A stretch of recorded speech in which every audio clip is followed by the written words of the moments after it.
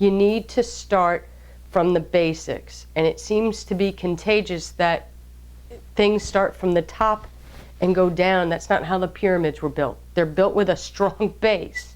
You can't get the shore up and running until you put the town back together, and you can't have a town without people.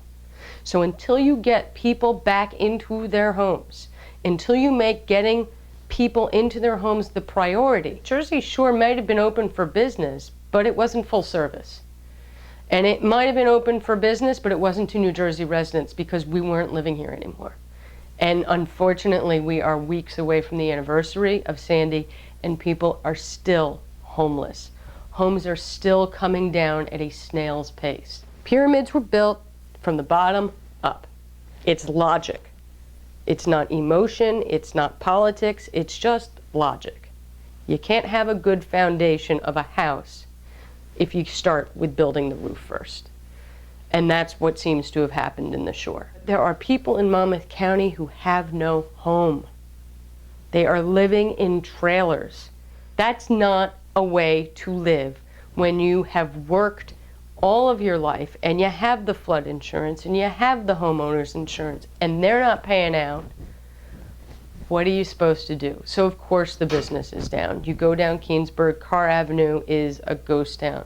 They did a wonderful job a couple of years back extending the sidewalks so that you can have outdoor eating. And now the businesses are gone. So when you talk about why business was down, it's down at 35% is one of the numbers in terms of the beach badges, and I think I've heard somewhere around 45% for boardwalk business. And people have said, why is that? Because everyone has forgotten about the people who live there. They're not there anymore. There are people who have homes that have not been put back together again, still slabs in Union Beach, who used to go to the beach in Keansburg or at Point Pleasant or in Seaside. And they're not there anymore because now they've moved to Philadelphia, or they've moved to New York, or they're staying with in-laws in Matawan, and they're not there. So those businesses are not back up and running to where they should be because the town isn't. I went to a Port Monmouth meeting. It was something put together by the Republican committee.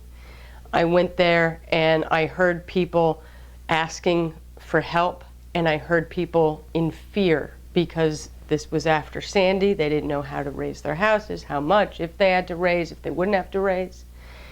And Assemblywoman Amy Hanlon was there. She did not take one question from anybody. She did not answer one question from anybody who was there.